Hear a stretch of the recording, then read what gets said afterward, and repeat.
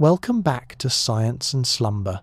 Tonight, we drift back in time to an era of unprecedented ambition and discovery as we explore the story of the Apollo moon landings. Many of us recall the iconic images, the dusty footprints, the flag against the blackness, but beneath these symbols lies a universe of lesser-known wonders. We often imagine it as a flawless technological triumph, yet it was a profoundly human endeavor, filled with moments of sheer ingenuity, like a broken switch being fixed with a simple pen, and touching vulnerability, like astronauts signing autographs as a form of life insurance for their families. If these peaceful explorations help you unwind or spark your curiosity, a simple like or subscription helps others find their way to this quiet corner of the cosmos. So, find a comfortable position and let your mind float freely. It is time to get settled as we embark on this gentle journey, one small step at a time. Just hours after their historic moonwalk, as they prepared to leave the lunar surface, Buzz Aldrin and Neil Armstrong discovered a crisis. A small essential circuit breaker switch, the one needed to arm the main engine for liftoff, had broken off. One of their bulky spacesuit backpacks had likely snapped it in the tight confines of the cabin, leaving a small hole where the switch should have been. Without this switch, the ascent engine could not fire, and they would be stranded on the moon, 250,000 miles from home. It was a situation akin to finding your car's ignition key has snapped in the lock, with no help for thousands of lifetimes in any direction. After trying to rest while Mission Control worked on a solution, Aldrin had a moment of simple ingenuity. He realized that the plastic felt-tip pen in his shoulder pocket was non-conductive and just the right size to fit into the small opening and engage the circuit. In a quiet moment of cosmic improvisation, one of humanity's most advanced machines was saved by one of its most common tools. Of the 6 American flags planted on the moon, the ones still standing have been bleached completely white.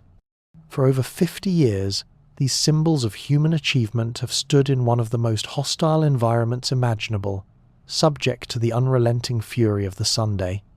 The lunar surface has no atmosphere to shield it from intense, unfiltered ultraviolet radiation and a constant barrage of charged particles. This cosmic bombardment is incredibly effective at breaking down the chemical bonds in the red and blue dye of the nylon fabric, stripping away their color over the decades. It is much like leaving a bright t-shirt out in the desert sun for years on end. Eventually, the vibrant colors would be scoured away, leaving behind only a pale, ghostly fabric. Those flags, once brilliant emblems of a nation's reach, now stand as blank white banners, silent testaments to the immense and patient power of the cosmos to erase the marks we leave upon it. The boot prints left by the 12 astronauts who walked on the moon are not temporary marks. They could remain etched in the lunar soil for 1,000,000 years. The primary reason for this incredible permanence is the moon's environment. It is a world of absolute stillness. The moon has virtually no atmosphere, which means there is no wind to blow the fine dust around, no water to wash the surface clean, and no weather to erode the landscape. These simple impressions are preserved in a near-perfect vacuum, shielded from the forces that constantly reshape the surface of our own planet. It is as if you left a footprint in a patch of fine, dry sand, and then sealed it inside a glass dome, protecting it from the slightest breeze for eons. Those simple depressions in the dust have become humanity's most enduring monument, a quiet testament to a fleeting visit that will far outlast the civilizations that sent them there. The revolutionary computer that guided humanity to the moon, the Apollo guidance computer, possessed less processing power than the smartphone in your pocket. This machine, a marvel of its time, was responsible for navigating a 250,000-mile journey, controlling the spacecraft, and executing the perilous final moments of the lunar landing. It operated with just a few kilobytes of memory, a fraction of the space taken up by a single high-resolution photo today, and its processor was thousands of times slower than what we now consider standard. It is like comparing a simple, reliable pocket calculator designed for one specific task with a modern laptop that can simultaneously edit video, browse the internet, and model complex weather patterns. This remarkable feat of engineering stands as a profound reminder that the scale of an achievement is measured not by the power of the tools, but by the vision and ingenuity of those who wield them. Upon returning to their lunar module, the Apollo astronauts discovered that the moon has a distinct and unforgettable scent, the smell of spent gunpowder. This strange aroma wasn't caused by any explosive, but by the lunar dust itself. For billions of years, the fine, abrasive soil, known as regolith, has been bombarded by the solar wind, a stream of charged particles from the sunday. When the astronauts brought this dust back into the oxygen-rich air of their cabin, these dormant, ionized particles reacted with the air for the first time, releasing a sharp, metallic odor.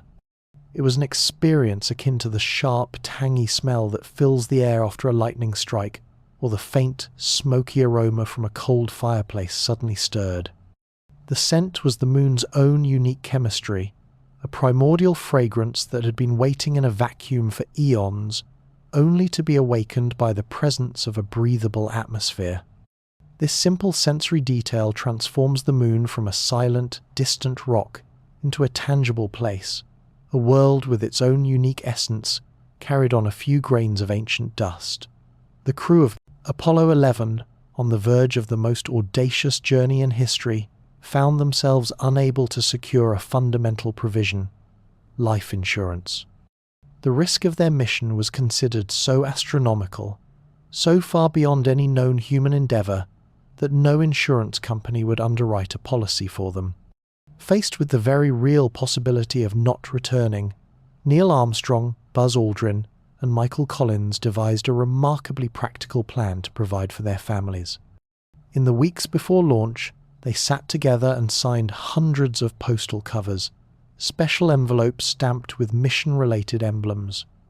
These insurance covers, as they became known, were given to a friend to be postmarked on the day of the launch and, in the event of their deaths, distributed to their families to be sold. This act was akin to an artist creating a final, definitive series of masterpieces before a perilous voyage, knowing their value would become priceless if they never came home. This quiet, prescient act reveals the profound human element beneath the grand spectacle, a touching and pragmatic acknowledgement of their own mortality in the face of the infinite. Tucked away in the White House archives is a somber speech, titled "In Event of Moon Disaster," prepared for President Richard Nixon to deliver in case the Apollo 11 mission ended in tragedy. The contingency plan was for a scenario in which the Eagle lunar module failed to lift off, leaving Neil Armstrong and Buzz Aldrin stranded on the moon with no hope of rescue. The speech was written to eulogize the astronauts as heroes who would be mourned by their families and friends, and by a world that dared to send two of its sons into the unknown. It was a message designed to bring a sense of solemn closure to a world watching in horror. This prepared speech is like a sealed letter, written by a ship's captain to be opened only if the vessel is lost at sea, acknowledging the immense risks undertaken. The existence of this speech serves as a powerful and chilling reminder of the razor-thin margin between triumph and tragedy that defined the entire Apollo endeavour. The most famous words spoken from the lunar surface, "That's one small step for man, one giant leap for mankind," were almost certainly misheard due to the faintness of the radio transmission. Neil Armstrong maintained for the rest of his life that he had actually said, "That's one small step for a man," a subtle but significant distinction. The audio signal had to travel 250,000 miles, and the tiny, unstressed A was likely lost in the crackle of static between worlds. The omission changes the meaning, making man refer to all of humanity, which would make the second half of the sentence redundant. It is an experience similar to trying to hear a softly spoken phrase over a crackling long-distance phone call, where a single crucial word can be swallowed by the noise, subtly altering the entire message. This historical ambiguity reminds us that even our most iconic moments are subject to the fragile nature of communication, where a universe of meaning can be lost in a wisp of static. The Saturn V rocket, the magnificent machine that propelled the Apollo missions toward the Moon, remains the tallest, heaviest, and most powerful launch vehicle ever successfully brought into operation. Standing over 363 feet tall, higher than the Statue of Liberty, and weighing more than 6 million pounds when fully fueled, it was a true titan of engineering, built for the singular purpose of overcoming Earth's immense gravity. Its first stage was powered by 5 colossal F1 engines, which together generated more than 7.5 million pounds of thrust at liftoff. This incredible force was the absolute minimum required to lift the heavy command, service, and lunar modules out of our atmosphere and set them on a precise course for another world. The raw power unleashed during its ascent was almost geological in scale. It was like orchestrating a small, controlled earthquake, generating a sound so profound that it wasn't merely heard, but physically felt in the bones of observers miles away. The Saturn V was not just a machine, but a testament to the sheer, unbridled force of will required to turn the dream of reaching another world into a physical reality. In one of history's most beautiful and unlikely coincidences, the maiden name of Buzz Aldrin's mother was, fittingly, Moon. Her name was Marion Moon, and long before her son would become one of the first 2 humans to step onto another world, his destiny seemed to be quietly written in his own family history. It is a detail so perfect it feels as though it were plucked from a work of fiction, a small, personal piece of poetry, embedded in a grand scientific epic. This twist of fate is like discovering that the world's greatest mountain climber had the family name Summit, or that a renowned botanist was named Gardner. It is a connection so direct and poignant that it blurs the line between random chance and a whispered suggestion of fate. This simple ancestral fact serves as a gentle reminder that sometimes the grandest arcs of human history are graced with the most personal and poetic of details. The monumental effort to land on the Moon was not the work of a few astronauts, but of a vast army of nearly 400,000 people, supported by a network of over 20,000 industrial firms and universities. This was a national mobilization on a scale rarely seen in peacetime, a mission that required the coordinated expertise of an entire generation. From the engineers designing the intricate circuits of the guidance computer to the textile workers meticulously sewing the 21 layers of the spacesuits, every component was the product of a different specialized team spread across the country. This colossal undertaking was like building an entire city from the ground up in less than a decade, where every single screw, wire, and line of code had to function with absolute perfection. The final success of Apollo was therefore not just a triumph of exploration, but a profound testament to the power of unified human will, a shared dream made real by the quiet, dedicated work of hundreds of thousands. While the first official meal eaten on the Moon included reconstituted bacon squares, the very first act of consumption was a far more personal and spiritual one. Shortly after the Eagle had settled into the fine lunar dust, Buzz Aldrin, who was an elder at his Presbyterian church, paused for a moment of quiet reflection. Before the mission, he had received permission to carry a small personal kit containing a tiny wafer and a vial of wine. In the silent, otherworldly stillness of the lunar module, he performed a private communion service for himself, a simple act of faith to mark the profound significance of their arrival. This moment was akin to a mountaineer reaching a great summit and taking a moment for a silent, personal reflection of gratitude before planting the flag for the history books. It was a deeply human act, a quiet acknowledgement that even in the most technologically advanced endeavour, the spirit seeks its own form of nourishment. The historic site where humanity first set foot on another world was named Tranquility Base. The name was announced by Neil Armstrong moments after a safe landing, broadcasting the simple, poetic phrase, "Houston, Tranquility Base here. The Eagle has landed. The location was not chosen for its dramatic scenery, but for its safety. Mission planners had meticulously studied images of the lunar surface, looking for the smoothest, flattest, and most boulder-free area they could find within the vast plains of the Sea of Tranquility. This region, known as Mare Tranquillitatis, became the target precisely because it was unremarkable and presented fewer risks for the untested landing procedure. The selection process was much like a sailor carefully choosing a safe harbour in an unfamiliar land, avoiding jagged cliffs and treacherous rocks in favour of a calm, sandy bay. By giving this carefully selected, nondescript patch of lunar desert a name, the astronauts instantly transformed a mere set of coordinates into a place of profound historical and emotional significance, a name that perfectly captured the quiet awe of their arrival.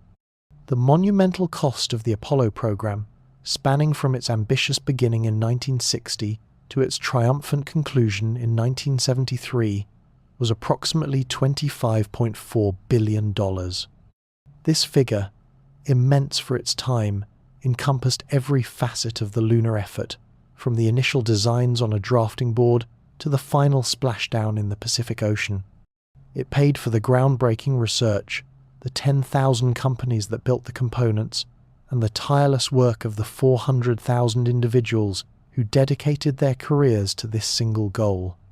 This financial commitment was akin to a nation deciding to build an entire wonder of the modern world from scratch in under a decade, diverting a significant portion of its treasure toward a destination beyond the sky.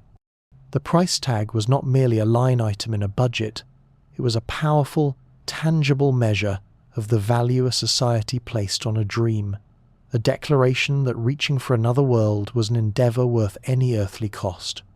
The final mission to the Moon, Apollo 17, carried a unique passenger, the first and only trained scientist to ever walk on the lunar surface, a geologist named Harrison Schmitt. Unlike the previous moonwalkers, who were all brilliant test pilots trained to be geological observers, Schmitt brought the dedicated eye and deep knowledge of a career field scientist to this new world. His purpose was not just to follow a checklist and gather samples, but to interpret the landscape in real time, to read the Moon's history in the layers of rock and dust, and to make informed scientific judgments on the spot. This was the profound difference between sending a well-briefed traveller to explore an ancient ruin and sending a seasoned archaeologist who can read the very language of the stones. Schmitt's presence on that final voyage signaled a beautiful evolution in our lunar ambitions, transforming the mission from a grand feat of exploration into a true expedition of scientific discovery. The famous blue marble photograph, one of the most reproduced images in human history, was taken by the crew of Apollo 17. On their final journey to the Moon, their spacecraft was in a unique position where the sun was directly behind them, allowing for a fully illuminated, sunlit view of the entire Earth. This perfect alignment gave them a crystal-clear perspective of the planet, showing the vibrant blue of the oceans, the swirling white of the clouds, and the distinct shapes of Africa and Antarctica. It was the first time astronauts were able to capture such a complete and vivid portrait of our world, a single sphere of life hanging in the void. It was as if someone had stepped back far enough from their own house to see it not as a collection of rooms, but as a single, beautiful and solitary home against a vast and empty landscape. That one photograph instantly became a universal symbol of our planet's fragility and interconnectedness, forever changing how we see our place in the universe. Before the triumphs of the moonwalks, the Apollo program was marked by a profound and heartbreaking tragedy on the ground. During a routine launch rehearsal for what was to be the first crewed Apollo mission, a flash fire erupted inside the command module, claiming the lives of astronauts Gus Grissom, Ed White, and Roger Chaffee. The core of the disaster lay in a fatal combination of factors: a spark from faulty wiring, flammable materials throughout the cabin, and, most critically, an atmosphere of pure, high-pressure oxygen. This environment, designed to be simple, for life support in the vacuum of space turned their sealed capsule into a tinderbox on the launch pad. It was a situation tragically akin to striking a match in a sealed room that has been filled with pure oxygen, where the smallest ignition source can become an unstoppable inferno in mere seconds. This devastating loss served as a solemn, painful but crucial turning point, forcing a complete overhaul of safety protocols and spacecraft design that ultimately made the journey to the moon possible. Just 36 seconds after leaving the launch pad, the Apollo 12 mission was struck by lightning, not once, but twice. As the enormous Saturn V rocket ascended through the thick, rainy clouds, its metallic body acted as a giant lightning rod, drawing the raw electrical power of the storm directly into itself.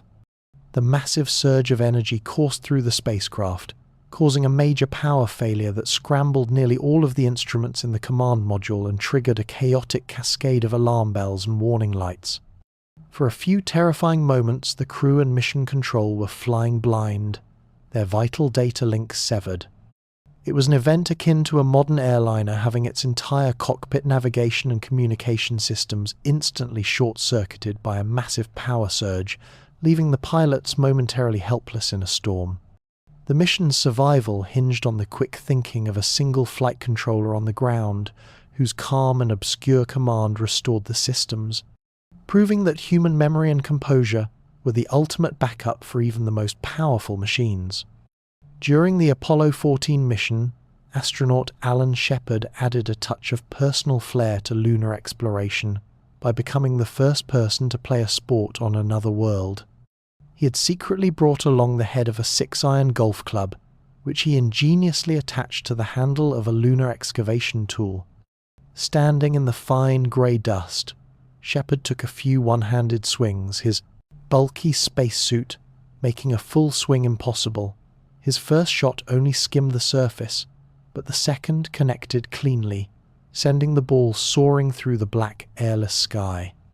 In the moon's low gravity and vacuum, he famously remarked that the ball travelled for miles and miles and miles. It was a moment of levity and pure human joy in a place of profound sterility. This act was like a mountain climber, after a grueling and dangerous ascent, pausing on the summit to skip a stone across a quiet alpine lake, a simple celebration of being in a place no one has ever been before. It was a beautiful reminder that even in the grandest of human undertakings, there is always room for a moment of simple, earthly play. The intricate, life-sustaining spacesuits that protected the Apollo astronauts from the vacuum of space were not created by a traditional aerospace contractor, but by Playtex, a company renowned for making bras and girdles. This seemingly unlikely partnership was born out of a unique expertise. While many engineering firms approached the challenge by trying to build a rigid, wearable spacecraft, Playtex understood the nuances of creating garments that could move with the human body. Their team of master seamstresses applied their deep knowledge of layering flexible fabrics to meticulously stitch together the suit's 21 layers of nylon, mylar, and other specialized materials. The task was less like building a machine and more like creating the most complex and reliable piece of clothing ever made. It was a challenge akin to asking an armorer to create a suit of steel that felt like silk, a task at which they might fail, while a master tailor would know that strength and flexibility can be woven together.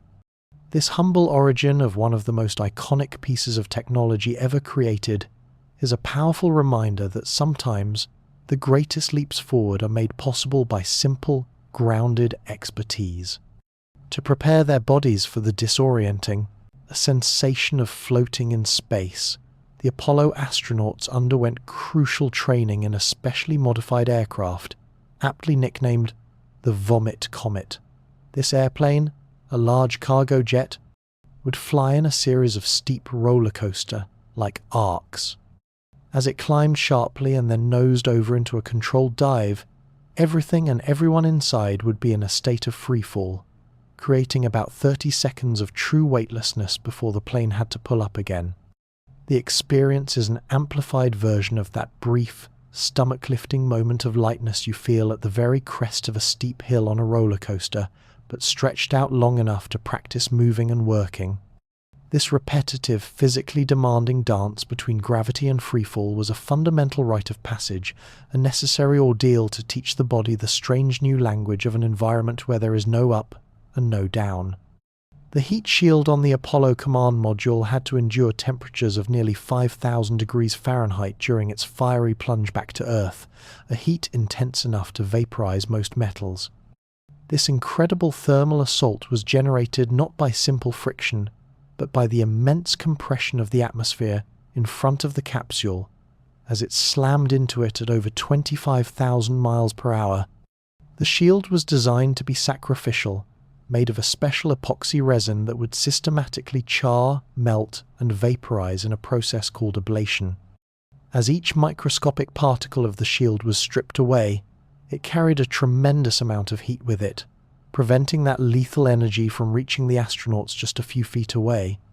It was a process akin to holding a giant block of ice to shield yourself from a furnace. The ice melts and turns to steam, but in doing so, it carries the deadly heat away, keeping you safe. This fiery, controlled disintegration was the final violent crucible the astronauts had to pass through, a thin, sacrificial layer of human ingenuity burning away to reveal the living world once more.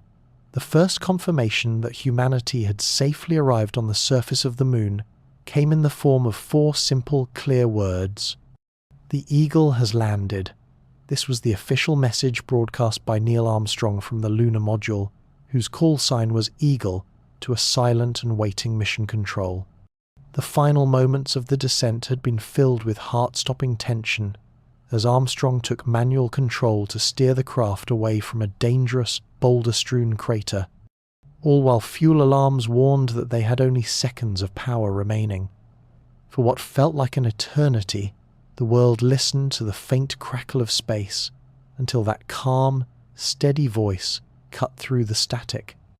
The announcement was like a single bell tolling across a vast and silent ocean, a sound confirming that a ship, after a long and perilous voyage, had finally reached an undiscovered shore.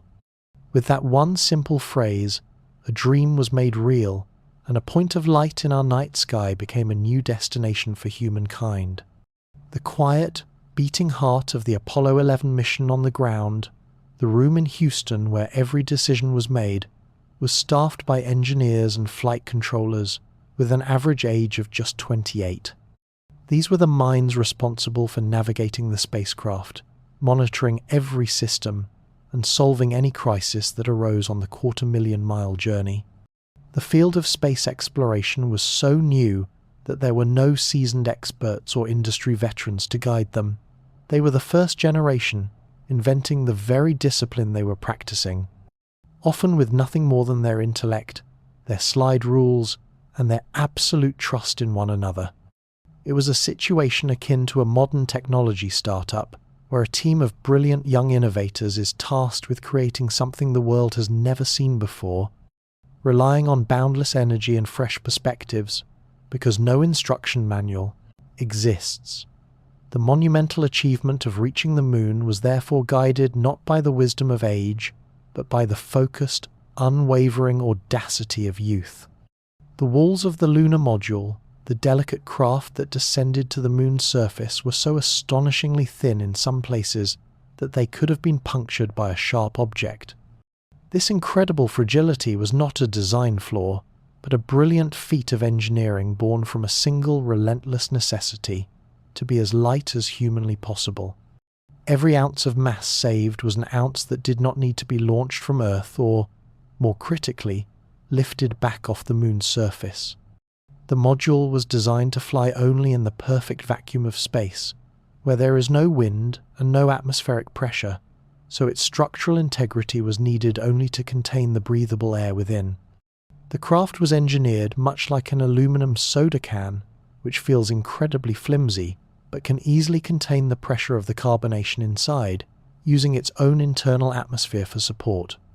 This incredible machine serves as a quiet reminder that the vessel carrying humanity's greatest dream was the most fragile object ever to fly. The voyage from the Earth to the Moon was not a quick dash, but a steady and patient journey that lasted approximately 3 days. After the violent and thunderous energy of the Saturn V launch, the Apollo spacecraft would circle our planet before a final, powerful engine burn propelled it out of Earth's orbit. From that moment on, for the vast majority of the trip, the spacecraft was a silent vessel, coasting through the immense quiet of space. It was not actively flying with its engines roaring, but rather following a precisely calculated arc, pulled forward by the invisible and inescapable gravity of its destination. The journey was less like a modern airplane flight, with its constant hum, and more like an arrow shot from a bow with perfect aim. All the propulsive force was delivered in one initial, powerful burst, and the rest of the voyage was a long, graceful, and silent arc through the void. Those 3 days represented a profound and peaceful interlude, a quiet transit between worlds where the astronauts could watch their home shrink to a blue marble, and their destination transform from a point of light into a new and waiting world. The crew of Apollo 8, on the very first human mission to leave the gravitational embrace of our planet, were the first people to ever orbit the moon and witness an Earthrise. As their spacecraft emerged from the far side of the moon, the side that is perpetually hidden from our view, the astronauts looked out their window and saw a sight no human had ever seen before: their own planet, a vibrant swirl of blue and white, rising above the stark, colourless lunar horizon. They were in a place where down was the alien grey landscape of the moon, and up was the familiar, distant glow of home. This experience was akin to a sailor, after a long journey in a thick fog, suddenly seeing the familiar silhouette of their home port appear on the horizon, but with the profound reversal of realizing they were looking at the entire world. In that moment, for the first time, humanity saw itself not as the center of the universe, but as a small, beautiful, and profoundly precious oasis in an endless ocean of darkness. Upon their triumphant return to Earth, the Apollo 11 astronauts were not greeted with immediate parades and celebrations, but were instead sealed away from the world, confined to a 21-day quarantine. This period of strict isolation was a crucial and serious precaution against a fascinating, if terrifying, possibility: unknown lunar pathogens. At the time, scientists could not be certain that the moon was sterile, and they had to consider the remote chance that the astronauts might have brought back extraterrestrial microorganisms or moon germs for which life on Earth would have no immunity. The quarantine was designed to protect the entire planet from a potential biological catastrophe, ensuring that the greatest achievement in exploration did not accidentally unleash the greatest plague in history. Their situation was much like that of ancient mariners returning from a completely unknown continent, who would be kept isolated in a distant port for weeks before being allowed to return to their homes, ensuring they carried no new and devastating illness with them. This period of confinement serves as a powerful reminder that even as humanity took its most confident step into the cosmos, it did so with a profound and humble respect for the great biological unknown. The 5 F-1 engines that powered the first stage of the Saturn V rocket were so immensely powerful that their ignition registered as a legitimate seismic event, causing detectable vibrations in the ground for miles around. These engines were not merely pushing the rocket upward, they were unleashing a torrent of controlled violence upon the Earth itself. The incredible acoustic energy they produced, a sound so low and loud it was felt more than it was heard, did not just travel through the air but coupled directly with the ground, radiating outward as physical shock waves through the bedrock of Florida. It was as if, for a few brief moments, humanity was not just launching a machine, but was creating a small, localized, and perfectly controlled earthquake, the ground itself trembling in response to our ambition. This terrestrial tremor was the first and most visceral testament to the sheer, almost geological scale of power required just to sever the bonds of gravity and begin the gentle, silent coast to another world. Long before selfies became a global phenomenon, Buzz Aldrin unknowingly became the first person to take a self-portrait in the vacuum of space. The historic photograph was taken not during his Apollo 11 moonwalk, but on the earlier Gemini 12 mission in 1966, a crucial flight that proved humans could work effectively outside a spacecraft. During one of his spacewalks, with the vast, curved panorama of the Earth hanging below him, Aldrin turned his camera around and captured his own visor. With the brilliant blue of the planet and the faint image of his spacecraft reflected in it, it was a spontaneous moment of human curiosity, a quiet act of self-documentation in the most alien environment imaginable. This image was like a message in a bottle, a note sent not across an ocean but across time, unknowingly pioneering a form of expression that would one day become a universal part of our daily lives. It stands as a beautiful accidental artifact, a reminder that even in the most technically scripted and high-stakes endeavors, there is always room for a simple, personal moment of human connection. Perched atop the colossal Saturn V rocket was a slender, needle-like tower called the Launch Escape System, a powerful safety feature designed for a single, terrifying purpose: to save the crew in the event of a catastrophic explosion on the launch pad. This system was essentially a small, powerful rocket of its own, bolted directly to the tip of the command module. If the main rocket beneath them began to fail, the launch escape system would fire in an instant, unleashing 500,000 pounds of thrust to rip the astronauts' capsule away from the exploding booster and pull them to a safe altitude where their parachutes could deploy. It was the ultimate ejection seat, a desperate, last-chance mechanism akin to a small lifeboat strapped to the deck of a massive ship, designed to be fired away at the first sign that the larger vessel is sinking. The presence of this tower was a constant, visible acknowledgement of the immense danger the astronauts faced, a silent promise that even in the face of an almost unimaginable disaster, there was still a sliver of hope for a safe return. Beneath the iconic, bubble-like helmet of the Apollo spacesuit, each astronaut wore a snug fabric headpiece nicknamed the Snoopy Cap. This soft cap, officially known as a communications carrier assembly, was a crucial piece of technology that integrated all their vital connections into a single wearable item. It contained the intricate network of microphones and earphones that allowed them to speak with mission control and each other, a critical link that was their only connection to the rest of humanity. Its distinctive shape, with its white fabric and brown ear flaps, bore a striking resemblance to the famous Beagle from the Peanuts comic strip when he was pretending to be a World War I flying ace. The nickname was more than just a piece of casual jargon. It was a small touch of familiar, earthly humour in one of the most sterile and alien environments imaginable. It was a comforting reminder that the figures inside those godlike white suits were still just people, connected to the world they left behind by a simple piece of equipment that shared a name with a beloved cartoon dog. Across all of human history, only 12 people have ever experienced the profound and singular sensation of walking on the surface of the moon. All of them were American men, and all of them made their historic journeys between the years 1969 and 1972, a brief and incandescent window of lunar exploration.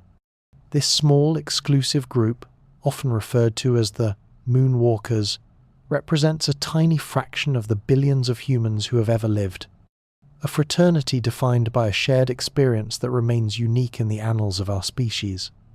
Their number is smaller than the starting lineup of a professional football team, a testament to the incredible difficulty and immense resources required to achieve such a journey.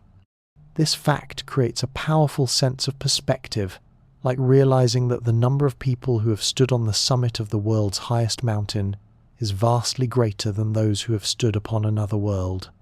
The footprints of these 12 individuals remain today as the quiet, enduring mark of a time when humanity reached out and briefly, tangibly touched the heavens. The first astronauts on the moon were essentially lunar hikers, but with the Apollo 15 mission, they became true mobile explorers with the introduction of the Lunar Roving Vehicle, affectionately known as the Moon Buggy. This ingenious battery-powered vehicle was a marvel of compact design, folded up like a complex piece of origami to fit into a small storage bay on the side of the lunar module. Once deployed, it allowed the astronauts to travel miles across the lunar surface, venturing far beyond the safe walking distance of their lander to study mountains and deep canyons for the first time.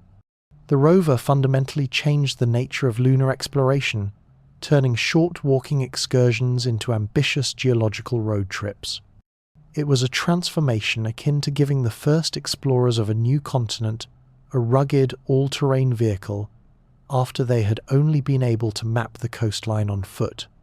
This simple, brilliant machine unlocked the vast, silent landscapes of the Moon, forever expanding the scale of our presence in that new world. The mission of Apollo 13, intended to be the third lunar landing, was transformed into a desperate struggle for survival after an onboard oxygen tank exploded 2 days into its journey. This was not a minor malfunction. The blast crippled their primary spacecraft, the command and service module, venting its precious oxygen, the very source of their power, water, and breathable air into the void. Stranded nearly 200,000 miles from home, the astronauts were forced to power down their dying ship and evacuate to the lunar module, a craft designed for only 2 people on a short trip to the Moon's surface. It was a situation akin to being on a great ocean liner that suddenly sinks, forcing the survivors into a tiny lifeboat built for a brief coastal excursion which must now somehow carry them across a vast and stormy sea.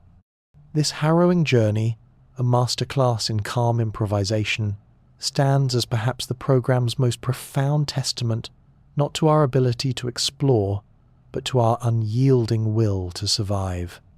The famous phrase, "Houston, we have a problem," which has come to symbolize any crisis, is actually a gentle reshaping of the true words spoken from the crippled Apollo 13 spacecraft.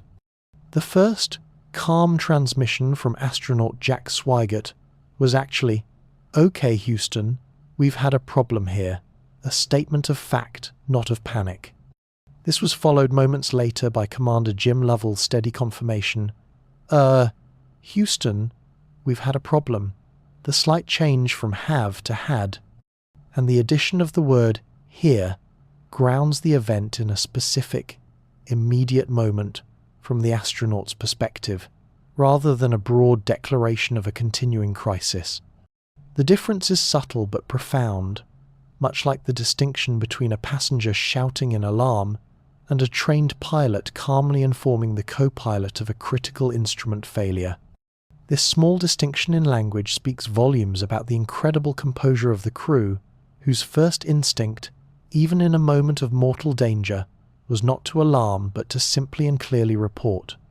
The mission of Apollo 10 was a complete and final dress rehearsal for the lunar landing, a mission that took its crew all the way to the Moon, only to turn back just 9 miles above its surface. This was not a failure of nerve, but a meticulously planned and crucial final test of every system and procedure before the historic attempt. The crew flew their lunar module, nicknamed Snoopy, away from the command module, Charlie Brown, and descended through the vacuum, simulating the entire landing sequence. They tested the critical landing radar, scouted the future landing site for Apollo 11, and then, at the last possible moment, fired their ascent engine to climb back into orbit. It was the act of disciplined restraint, perfectly analogous to a cast of actors performing a full play on the real stage, in full costume, with every light and sound cue in place.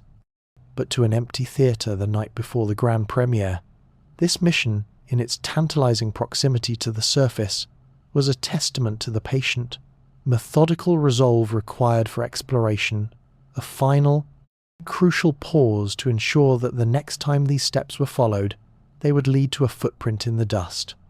To protect their vision from the brutal, unfiltered glare of the sun, the visors on the Apollo astronauts' helmets were coated with an incredibly thin, transparent layer of pure gold.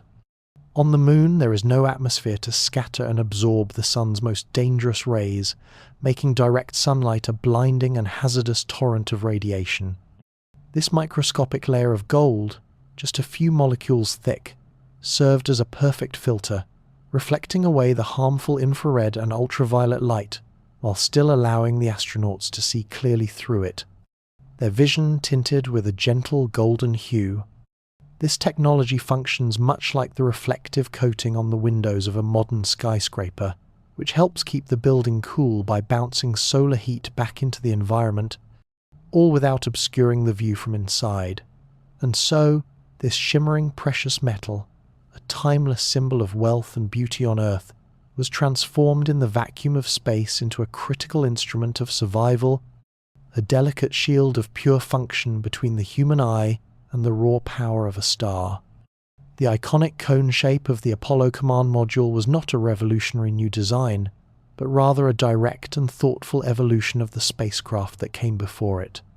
The engineers at NASA did not start with a blank page. They built upon the hard-won lessons from the Mercury program, which first sent Americans into orbit in a tiny, bell-shaped capsule, and the Gemini program, which pioneered two-person crews and the critical skills of docking and spacewalking.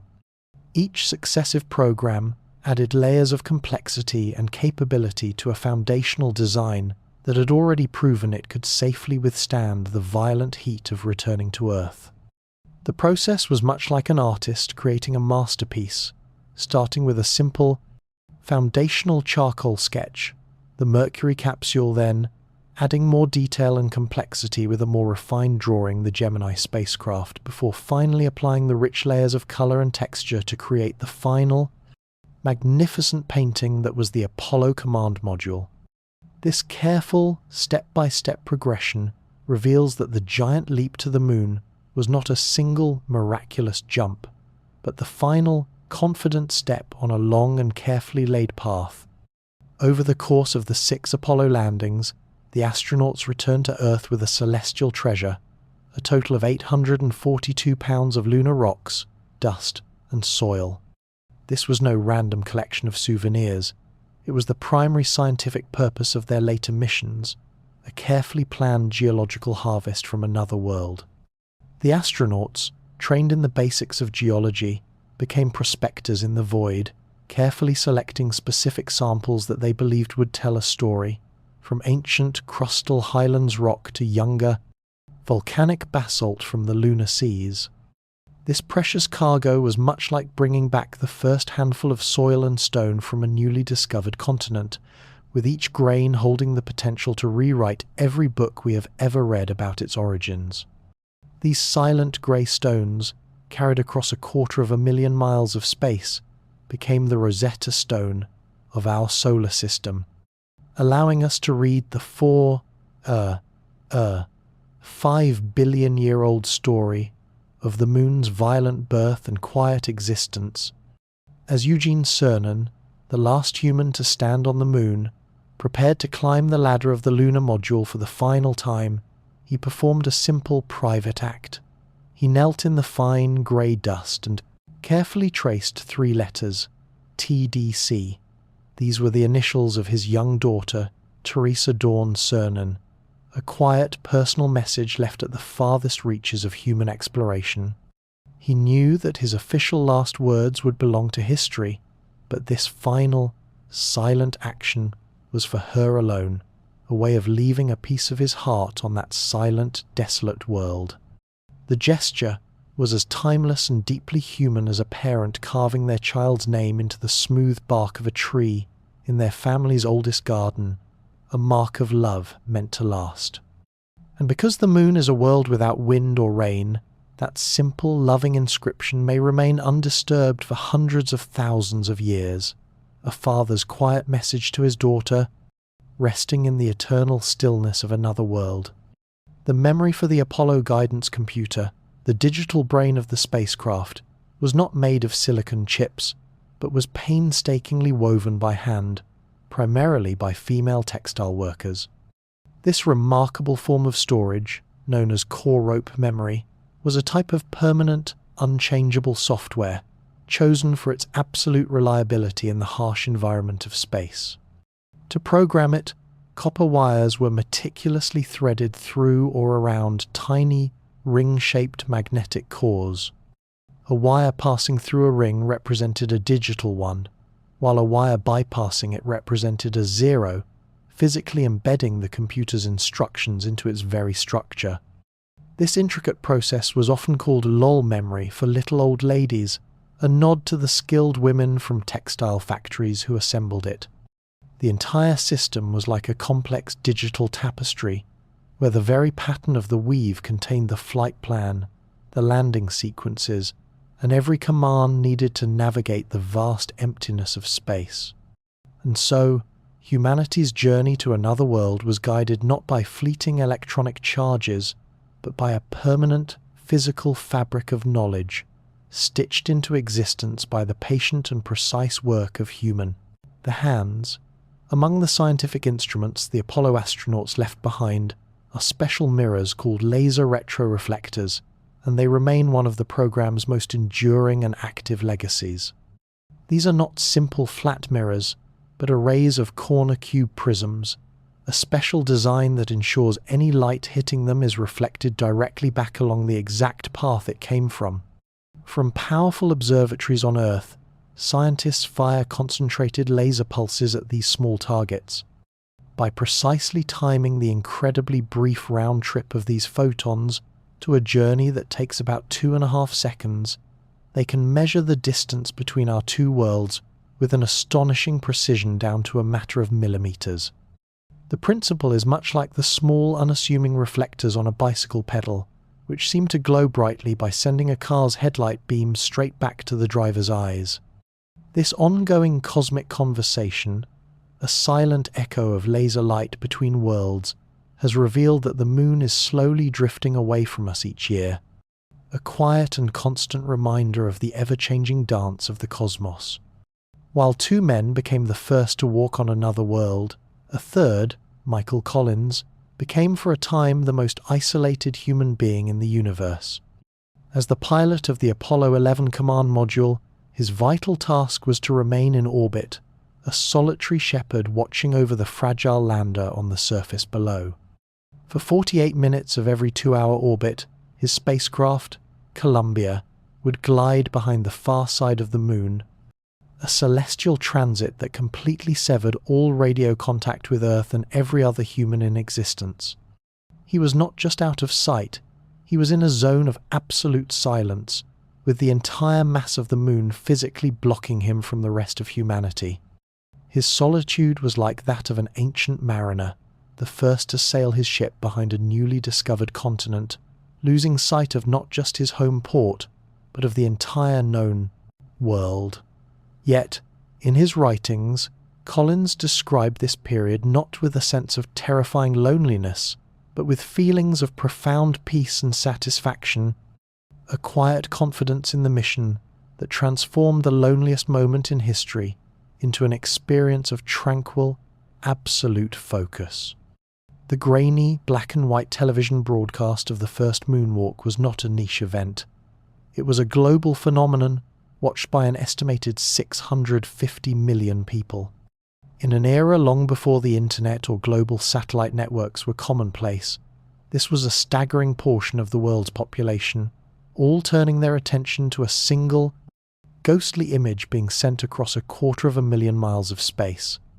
The signal, captured by giant radio telescopes on Earth, was faint and imperfect, resulting in the shadowy, high-contrast images that have become so iconic. It was a broadcast on the very edge of technological possibility. For that brief period, humanity gathered around a single electronic campfire, sharing one story. It was as if every town square, living room, and public hall on the planet had tuned their dials to the same otherworldly channel, listening to a faint message from a new frontier. For a few quiet hours, the borders and divisions of Earth seemed to dissolve, replaced by a shared sense of wonder at what we could achieve together. The 2 separate spacecraft that carried the Apollo 11 astronauts were given distinct and symbolic names. The command module was called Columbia, and the lunar module, the fragile craft that would make the final descent, was named Eagle. These names were chosen by the astronauts themselves, who understood that their vessels were more than just machines. They were characters in a historic drama. Columbia was a nod to a long tradition of American exploration, from a famous sailing ship to the poetic personification of the United States itself, while eagle was chosen for its resonance as the national bird, a symbol of strength and freedom that was also the central figure on their mission patch. This act of naming their craft was a practice as old as exploration itself, much like ancient seafarers christening their ships before setting out into the unknown, transforming a collection of wood and sails, or in this case, metal and wires, into a trusted partner for a perilous voyage. These were not mere call signs, they were carefully chosen words that infused the cold, engineered hardware of the mission with a sense of poetry and history, turning a technical feat into a timeless story. For centuries, the origin of the moon was one of our most profound and unanswered questions.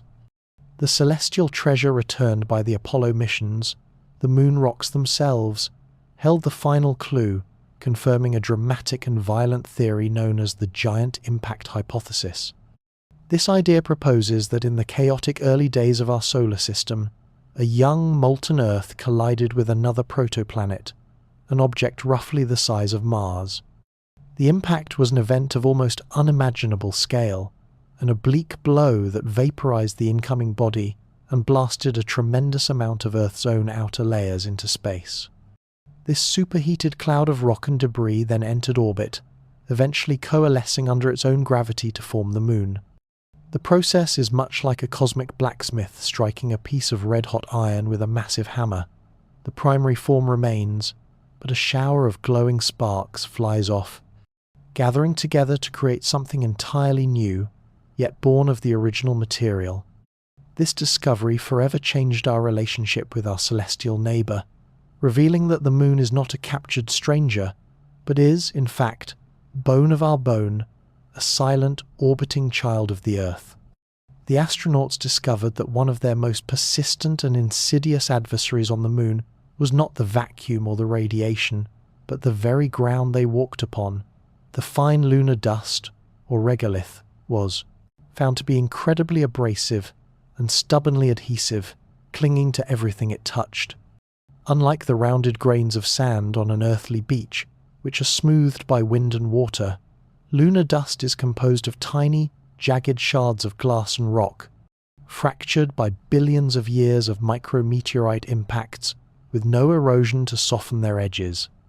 This fine powder also carries a powerful electrostatic charge, which made it cling to their spacesuits, tools, and the inside of their cabin. It behaved less like simple dirt and more like a cloud of microscopic, statically charged glitter, getting into every crevice and refusing to be brushed away. This seemingly minor nuisance proved to be a major engineering challenge, a silent reminder that even the smallest particles in an alien environment can pose a profound and unexpected threat. The astronauts chosen for the Apollo missions, celebrated as the world's most elite test pilots, were also required to become dedicated students of geology.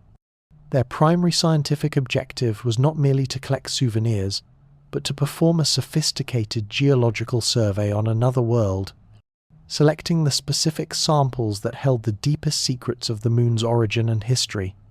To achieve this, they spent hundreds of hours in classrooms and on rugged volcanic fields on Earth that mimicked the lunar terrain, learning to identify different types of rock, to read the story of an impact crater, and to describe a landscape with a scientist's precise vocabulary. This intense training was akin to teaching an explorer venturing into a vast, unread library, not just to gather books, but to understand the ancient language in which they were written, allowing them to distinguish a common story from a priceless, history-altering manuscript. This deep knowledge transformed them from mere visitors into the first true field scientists on another world. During the final, perilous moments of the first lunar landing, Neil Armstrong's heart rate peaked at a remarkably steady 110 beats per minute. This physiological data, monitored in real time by the flight surgeon back in Houston, provides a direct window into the immense pressure he was under. In those last few minutes, Armstrong had taken manual control of the Eagle, steering it like a celestial helicopter to avoid a treacherous crater filled with large, mission-ending boulders, all while fuel alarms warned that they were seconds from running dry. His heart was not racing with uncontrolled panic, but was beating with the strong, rhythmic pulse of intense concentration. It was a heart rate akin to that of a world-class athlete in the final, decisive moments of a championship match, where every movement must be precise and every thought clear, despite the overwhelming stakes. This simple biological number tells a profound story of a human mind maintaining absolute focus and control at the very edge of possibility. The lunar module, the first true spacecraft designed to fly only in a vacuum, had no key and no ignition switch. To bring the delicate machine to life, the astronauts had to follow a precise and lengthy checklist, methodically flipping a specific sequence of circuit breakers on the control panel. This manual process ensured that each of the lander's vital systems, from navigation and communications to life support, was powered up in the correct order, preventing catastrophic electrical surges and allowing for verification at every step. This was a profound departure from the simple, instantaneous act of turning a key in a car. Instead, it was far more akin to a skilled engineer systematically bringing a city's power station online after a blackout, carefully activating one circuit at a time to ensure the stability of the entire grid. This deliberate hands-on procedure served as a constant reminder that the Eagle was not a simple vehicle to be driven, but a complex and delicate instrument that had to be consciously and carefully woken from its slumber. The final moments of the first lunar landing were not a gentle automated touchdown, but a breathtaking display of human skill, as Neil Armstrong was forced to take manual control of the Eagle. The Apollo guidance computer, a marvel of its time, was steering them toward their planned landing site, but as they descended, Armstrong saw with his own eyes that the target was a vast, steep-walled crater, littered with car-sized boulders that would have doomed their mission. With his fuel supply dwindling at an alarming rate, he had to become the first true pilot on another world, skillfully skimming over the hazardous terrain in search of a safe haven. The experience was akin to a helicopter pilot attempting a delicate landing in a dense and unfamiliar fog, suddenly realizing their automated system is guiding them not to a clear landing pad, but into a field of jagged rocks. This critical intervention, a human steady hand overriding a machine's calculation, stands as a profound testament that the final link in the chain of our greatest technological achievements is often the irreplaceable instinct of a pilot's eye. When the Apollo astronauts first stepped onto the lunar surface, they had to relearn the simple, intuitive act of walking. In the moon's gentle gravity, which is only 1/6 as strong as Earth's, the familiar heel-to-toe motion we use every day became a slow and cumbersome ordeal. A normal walking step would send them into a high, floating arc, wasting precious time and energy. They quickly discovered that the most efficient and natural way to travel was to adopt a loping, two-footed hop. By pushing off with both feet, they could gracefully bound across the dusty landscape, their momentum carrying them forward in a series of gentle, floating leaps. Their movement became less like a walk and more like skipping across the surface of a vast, slow-motion trampoline, each bound a moment of suspended flight. This simple, joyful, the adaptation of movement served as a beautiful and visible expression of humanity, learning to live by the new physical rules of another world. On the final moonwalk of the Apollo 15 mission, Commander David Scott performed a wonderfully simple and profound live experiment for a watching world. Standing before the camera, he held out a geological hammer, a tool of his scientific trade, and in his other hand, a feather from a falcon, the mascot of the Air Force Academy from which he had graduated. He was there to test a theory that was first conceived centuries earlier by Galileo, that in the absence of air, all objects fall at the same rate, regardless of their mass. On Earth, this is a concept we can understand in theory, but never truly witness, as our thick atmosphere dramatically slows the descent of the light feather while the heavy hammer plummets. The moon, however, provided the perfect, pristine laboratory, a world with no air to interfere. The experiment was like a race between two runners, one a sprinter and one a marathoner, on a track that is suddenly covered in deep mud. The conditions, not their abilities, determine the outcome. But by removing that mud, by stepping into the vacuum of the moon, the true nature of their motion could finally be seen. And as he let them go, the hammer and the feather fell in perfect, silent unison, a beautiful and televised confirmation of a fundamental truth of the universe, finally demonstrated in a place that the great thinkers of the past could have only dreamed of reaching.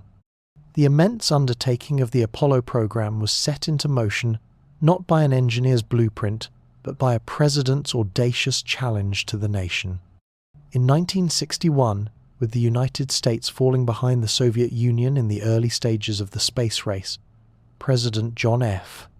Kennedy stood before Congress and set a singular, breathtakingly ambitious goal: to land a man on the moon and return him safely to the Earth before this decade is out. This was not a vague hope, but a specific finish line drawn in time, an act akin to a runner in a great race, seeing their rival pull ahead and pointing to a distant, seemingly unreachable mountain peak, declaring they will be the first to stand on its summit before the sun sets. That one sentence transformed a distant celestial body from a point of light in our sky into a national destination, galvanizing the will and resources of an entire generation toward a single unified purpose. While the world watched the public triumphs of the Apollo program, a parallel and deeply secret effort was unfolding on the other side of the planet. The Soviet Union was engaged in its own monumental race to the moon, a shadowy counterpart to NASA's mission, centered on a colossal rocket of their own design, the N-1. This machine was, in some ways, even more ambitious than the Saturn V, but it was plagued by a fatal design philosophy. Where the American rocket relied on 5 massive and powerful engines, the Soviet N-1 used a complex cluster of 30 smaller engines in its first stage, all of which had to fire in perfect continuous harmony. It was an engineering challenge akin to trying to perfectly synchronize the steps of 30 dancers at once, where a single misstep could send the entire performance into chaos. And on 4 separate launch attempts, that chaos is exactly what happened, with each N-1 rocket exploding in a ball of silent thunder, a series of unseen tragedies that kept the other half of the world from ever leaving the ground. The Apollo program's primary goal was to reach the moon, but its journey yielded a universe of technological innovations that profoundly reshaped life on Earth. To solve the immense challenges of space travel, NASA and its partners had to invent entirely new ways of doing things, from developing the first truly portable and powerful computers to creating new, lightweight and fire-resistant materials for the spacecraft and spacesuits. The very need to communicate with a distant, fast-moving target spurred huge advances in global telecommunications, and the necessity of ensuring perfect, life-sustaining medical monitoring led to breakthroughs in the devices we now use in our hospitals. It was a process much like a group of artisans commissioned to build a magnificent and unprecedented cathedral, and in doing so, inventing entirely new tools, new types of glass, and new architectural techniques that would then be adopted by builders of homes and schools for generations to come. The giant leap to the moon was therefore not just a single journey outward, but a powerful catalyst for a wave of innovation that quietly rippled back to enrich the everyday lives of everyone on Earth. The final, critical act of every Apollo mission, after surviving the vacuum of space and the fire of re-entry, was a gentle return to the sea. This was the splashdown, the carefully planned oceanic landing of the command module. After its scorching high-speed descent through the atmosphere, the capsule would deploy a series of parachutes, their iconic orange and white canopies blossoming against the blue sky, slowing its fall until it could safely impact the water, where Navy recovery teams anxiously waited. The entire experience was profoundly analogous to a deep-sea diver returning from the crushing, silent blackness of the ocean floor. The fiery re-entry is the perilous, life-threatening ascent, but the moment the capsule breaks the surface of the water is the moment they can finally take a breath, the moment they have truly returned to their native element. This final, gentle impact with the ocean was not just the end of a flight, but the closing of a cosmic circle, the moment the voyagers to a sterile, dusty world were safely received back into the blue, living waters of their home, the final, crucial handshake that welcomed the astronauts back to their home planet came not from a scientist in a lab coat, but from a sailor in uniform. The United States Navy was entrusted with the monumental task of recovering the returning crews and their capsule from the vast and unpredictable expanse of the ocean. This was a global logistical masterpiece, involving aircraft carriers positioned as floating command centers, helicopters that served as gentle skyhooks, and highly trained divers known as frogmen, who were the first to physically greet the returning heroes. NASA's expertise ended at the edge of the atmosphere. The Navy's began at the surface of the water, and they were the only organization on Earth with the reach and capability to be in the right place at the right time. This complex operation was like a massive, yet delicate, safety net stretched across the world's oceans, precisely positioned to catch a single, precious, falling star. This vital partnership between the space agency and the naval fleet was the final, indispensable link in the long chain of a safe return, a powerful symbol of terrestrial teamwork at the end of a cosmic journey. The Apollo astronauts quickly developed their own unique slang, a quiet language to describe the strange new physics of their environment. One of the most endearing of these terms was the bunny hop, their affectionate name for the loping two-footed gait that became the standard way of moving across the lunar surface. In the gentle 1/6 gravity, a normal walking motion was awkward and inefficient, but a simple forward hop, pushing off with both feet, allowed them to glide gracefully over the fine dust in a series of gentle floating bounds. This was not a pre-planned maneuver practiced on Earth, but a spontaneous, intuitive adaptation to the new rules of motion on another world. It was a movement that looked remarkably playful, almost joyful, a stark and beautiful contrast to the desolate grey stillness of the landscape around them. It was a simple, visible reminder that even in the most sterile and alien of places, humanity's first instinct is to find a way to move with a sense of freedom and even a touch of grace. When the lunar roving vehicle first kicked up a plume of lunar dust, it revealed a subtle and beautiful law of physics. Because the moon has no atmosphere, there is no air resistance to slow things down or create a swirling, turbulent cloud. Instead, the fine, grey particles, launched by the rover's spinning wheels, flew in a perfect, clean arc, a silent geometric spray that was as predictable as the path of a thrown ball. Each individual grain of dust was a tiny projectile, following its own pristine parabolic trajectory before falling back to the surface in the gentle lunar gravity. The effect was less like the billowing, chaotic cloud of dust you would see behind a car on a dry, earthly road, and more like the graceful, silent spray of water from a perfectly designed fountain.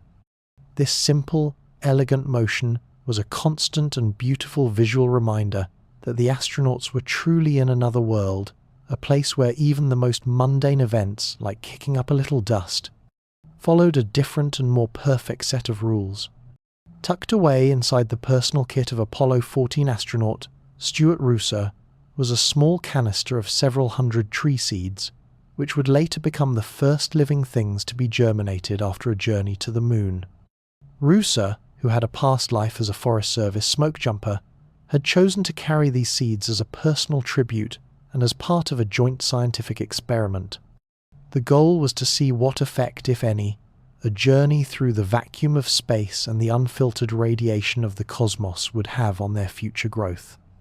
Upon their return, the canister containing the seeds burst open during the decontamination process, scattering them and seemingly dooming the experiment. But they were carefully collected and sent to nurseries across the country. The experiment was much like sending a collection of tiny sleeping travelers on the most extraordinary voyage imaginable, to see if the memory of their home soil was strong enough to awaken them upon their return. The successful germination of these seeds, many of which grew into what are now known as the moon trees, created a quiet, living monument to the program, a unique and beautiful bridge between the grey, silent dust of another world and the green, living soil of our own. While the world's attention was fixed on the slow, deliberate descent of the Eagle, a secret and parallel drama was unfolding just a few hundred miles away. The Soviet Union's unmanned Luna 15 probe, a robotic last-ditch effort to steal a sliver of lunar glory, was also in orbit. Its mission was to swoop down, snatch a small sample of lunar soil, and race it back to Earth, hopefully arriving just before the Apollo 11 crew. This was the final, desperate act in a decade-long cosmic rivalry, a silent attempt to upstage humanity's grandest spectacle. It was a scenario akin to two rival mountaineers scaling a great, unclimbed peak from different sides, as one is taking the final, triumphant steps toward the summit in the full light of day, the other, shrouded in shadow, makes a final, frantic push, only to slip and fall silently into the abyss below. Just hours before Armstrong and Aldrin made history, Luna 15 malfunctioned during its own descent and crashed into the lunar surface, a quiet, unseen failure that served as the final, unheard punctuation mark at the end of the space race. The vessel that carried the first humans to the moon and safely brought them home, the Apollo 11 command module, Columbia, is no longer a distant, abstract object from the history books. It is a tangible piece of our shared heritage, now resting in a place of honor. After its final splashdown in the Pacific Ocean and a celebratory tour around the nation, the spacecraft was entrusted to the care of the Smithsonian's National Air and Space Museum in Washington, D.C. There, behind a protective barrier, it sits as the museum's centerpiece, its scorched and weathered heat shield bearing the visible scars of its fiery return to Earth. The capsule is not a replica, but the actual historic artifact, the same small room where 3 men lived and worked for 8 incredible days.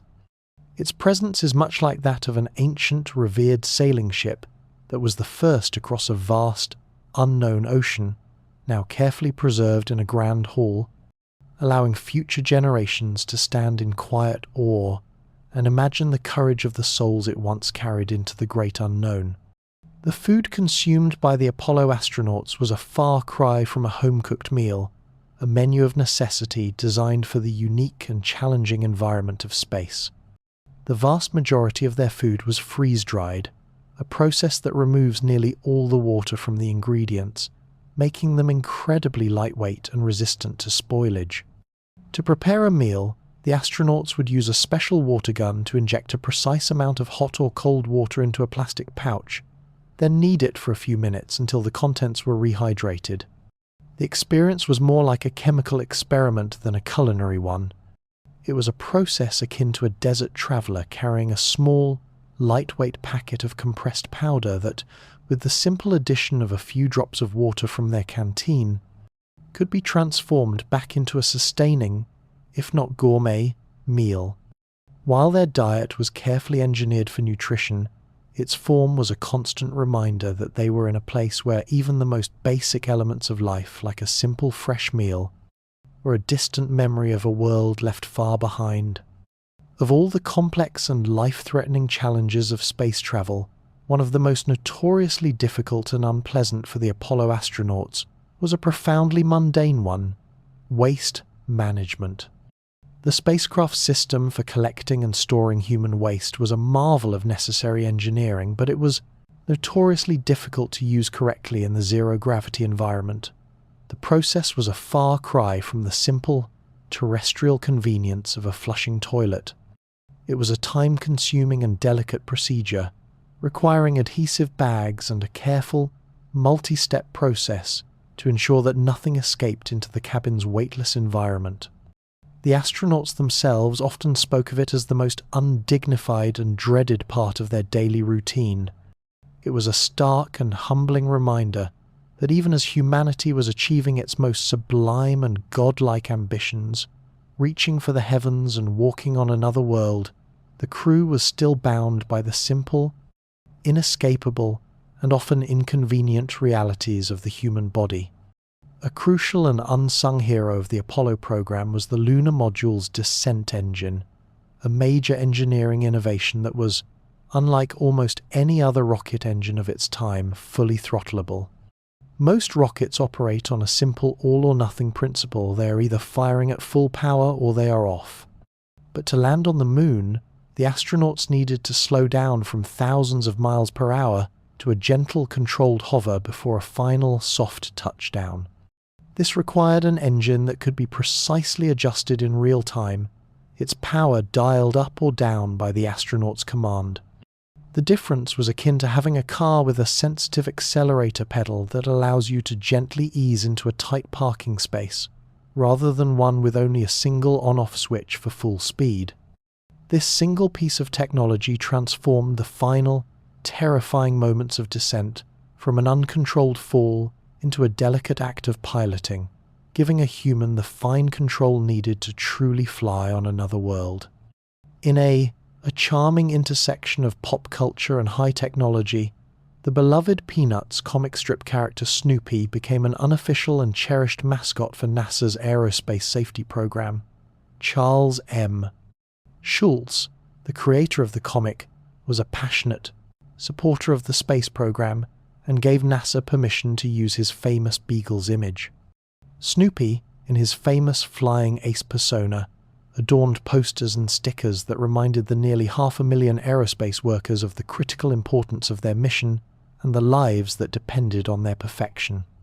The highest safety honor that could be bestowed upon an employee or contractor was the Silver Snoopy Award, a small sterling silver pin flown on a previous mission and presented by an astronaut to those who had made an outstanding contribution to flight safety. The use of this friendly, familiar character was like having a trusted and beloved family pet, as the guardian of the world's most advanced and dangerous undertaking, a gentle, daily reminder that behind all the complex engineering, the mission's heart was a profoundly human one. The iconic mission patch for Apollo 11, the simple, powerful emblem of an eagle landing on the moon, was designed not by a professional artist, but by the crew themselves.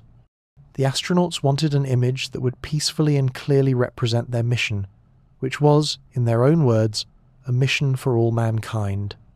The original design concept featured the eagle carrying an olive branch, a universal symbol of peace, in its beak. However, after some quiet internal review at NASA, it was suggested that the eagle's talons looked a bit too aggressive and warlike.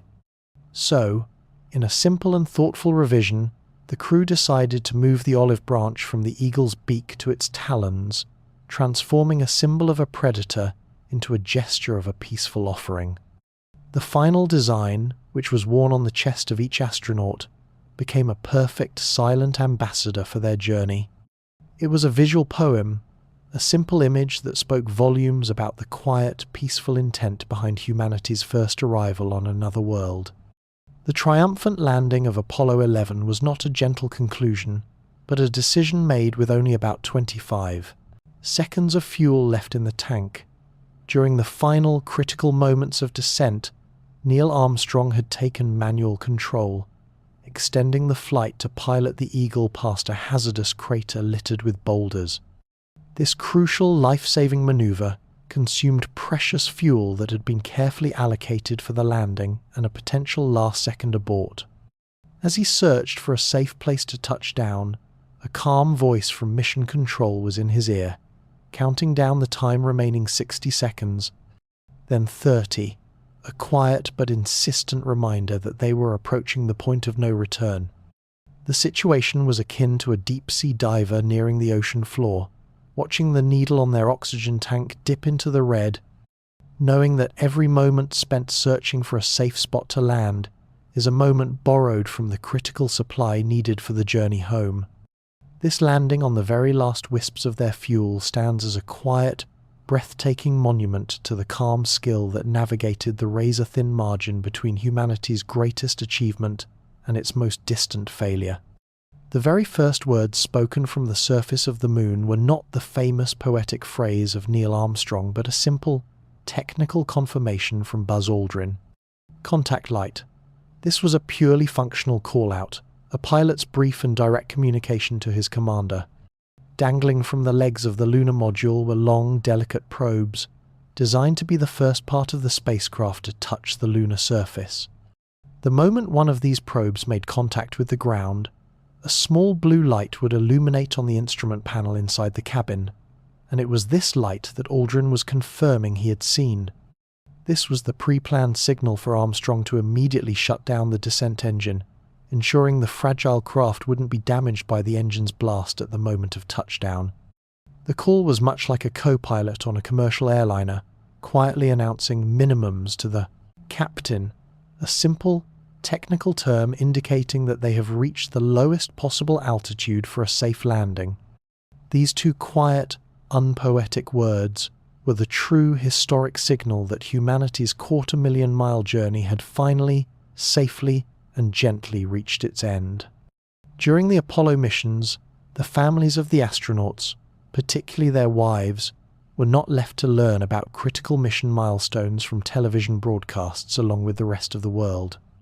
NASA established a direct and private communication line from Mission Control to the astronauts' homes, a dedicated channel staffed by a fellow astronaut.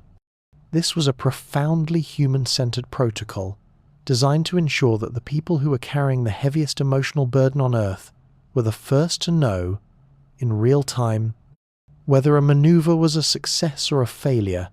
This direct line was a quiet, private thread of connection, a way of including the families inside the sterile, technical bubble of the mission. It was an act of empathy, akin to a surgeon in the middle of a long and difficult operation, sending a trusted colleague out to the waiting room to give the family a direct and honest update, rather than letting them wait in silent uncertainty.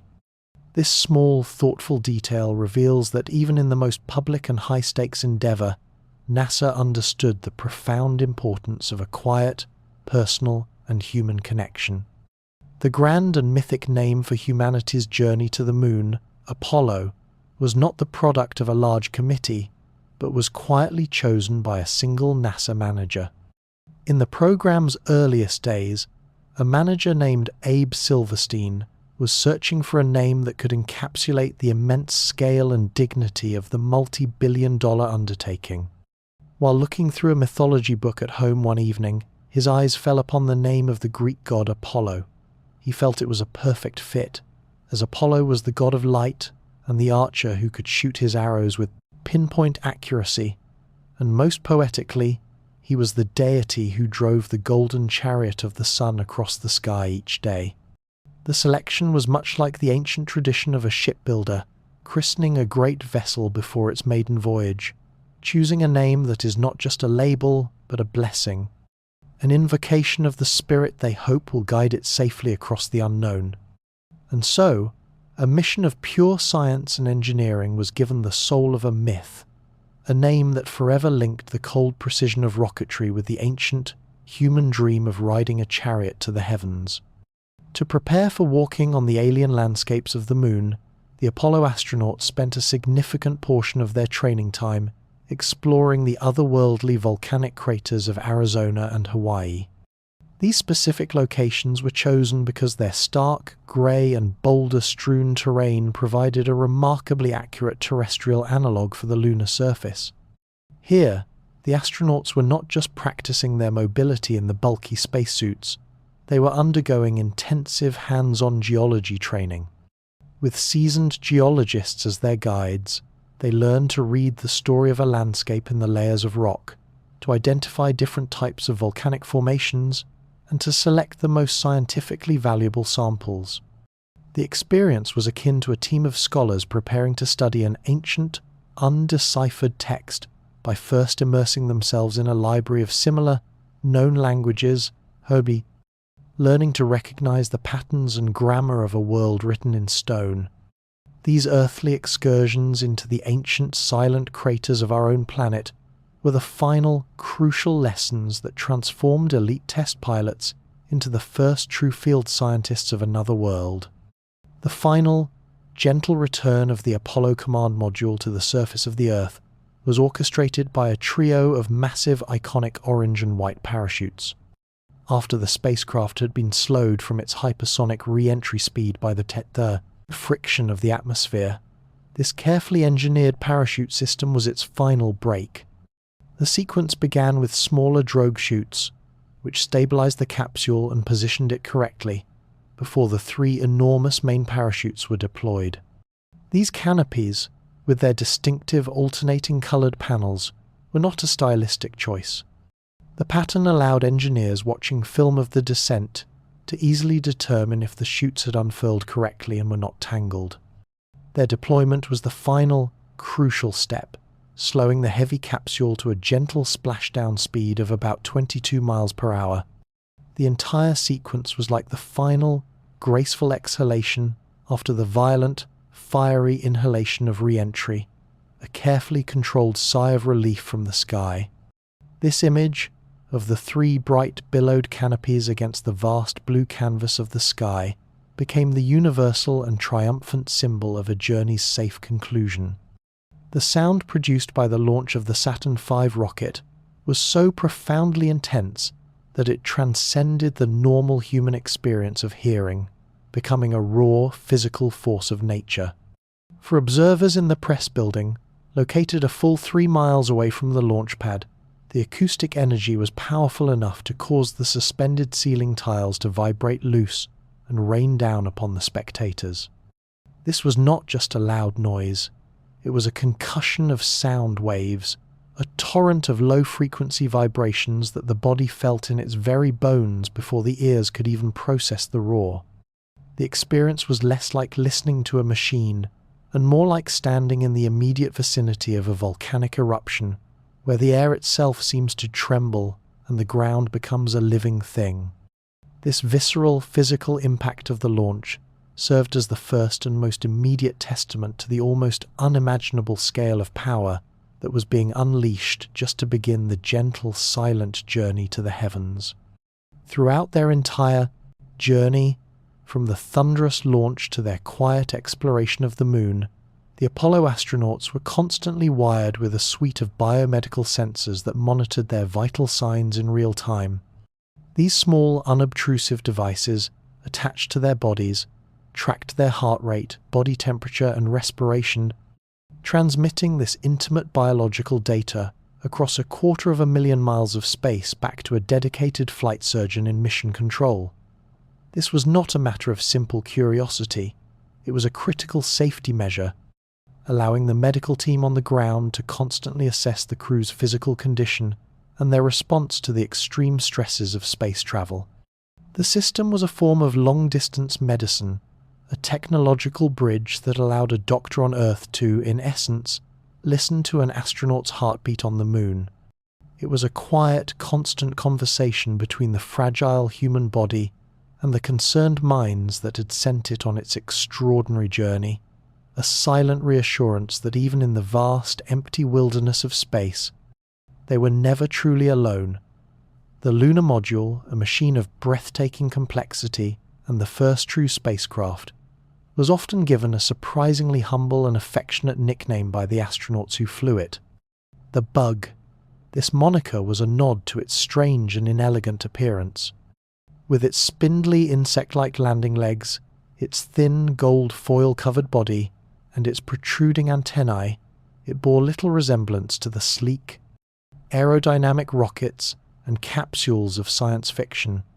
It was a machine of pure, unadorned function, designed to fly only in the perfect vacuum of space where there was no air to shape its form. It was built not to be beautiful, but to be light and reliable. The nickname was much like the affectionate, slightly humorous names that sailors often give to their trusty but ungainly ships.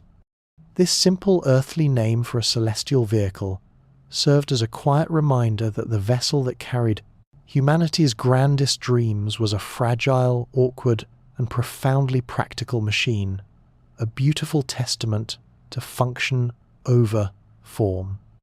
The scientific instruments left on the moon by the Apollo crews, designed to function for years after the astronauts had departed, were powered by a remarkable and enduring source of energy: small nuclear generators. These devices, known as radioisotope thermoelectric generators or RTGs, had no moving parts. Instead, they harnessed the steady, predictable heat produced by the natural radioactive decay of a small pellet of plutonium. This heat was then converted directly into a modest but continuous supply of electricity to power the experiments that would continue to send back data long after the last human footprint had been made. The technology is akin to a campfire that never needs fuel and never goes out, providing a constant, reliable source of warmth and energy for decades in the harsh, unchanging lunar environment. These small, silent nuclear hearts, left beating in the dust of another world, stand as a profound symbol of our enduring scientific curiosity, a legacy of discovery designed to far outlast our fleeting physical presence. Among the most important scientific instruments left on the moon were a series of incredibly sensitive seismometers, devices designed to listen for the faint, deep tremors of the lunar interior. Over the years, they remained active. These instruments detected thousands of moonquakes, revealing that the moon was not the completely dead and silent world we had once imagined. These tremors were of different kinds. Some were deep, tidal quakes caused by the constant gravitational pull of the Earth. Others were the result of the moon's surface slowly cooling and shrinking. And a few were the dramatic, sudden impacts of meteorites. This network of listening posts allowed scientists to, in essence, take a sonogram of the moon, using the way these seismic waves traveled through its layers, to map out its internal structure for the very first time.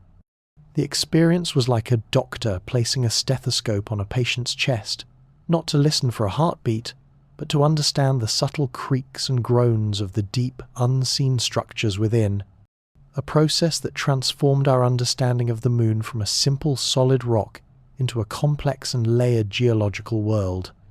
The fine, grey, powdery material that covers the surface of the moon is not technically soil, as it contains none of the organic matter that defines soil on Earth. Instead, scientists use a more precise and ancient term, regolith.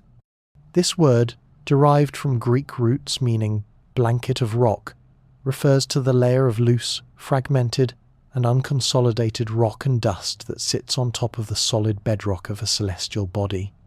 The lunar regolith is the product of billions of years of relentless cosmic bombardment, a slow and patient process where countless micrometeorites have continuously pulverized the surface rock, grinding it down into a fine, glassy, and incredibly abrasive powder.